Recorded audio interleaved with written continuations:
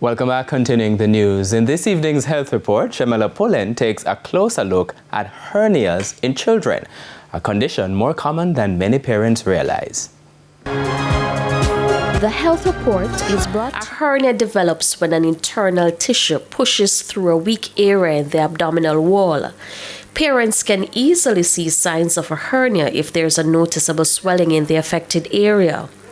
The swelling often becomes more pronounced when the child is crying or straining, but usually goes once the child stops.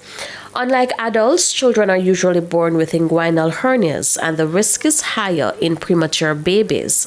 Throughout the lifetime of the child, however, you may see hernia presenting.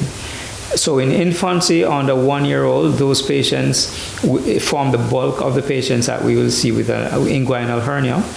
But we do see them in the school-age children, 6, 7, 8, and also up until, say, about age 10. Generally, beyond age 10, we're not seeing them for the first time. Those late presenters are largely patients that have been diagnosed from early, but for whatever reason, there was no surgical intervention. If a hernia is not treated, it can lead to complications for the child later in life. While hernias cannot be prevented, they can be effectively managed. Treatment usually involves a simple day case surgical procedure. These patients will come in the morning. The surgery will be performed through a small inguinal incision, a small incision in the groin. The hernia is repaired and a small dressing is placed, which is then removed at home, generally within a week. And then the patients are followed up in the outpatient setting thereafter. For the navel, those are not as common, but is very common in the Caribbean in comparison to the rest of the world.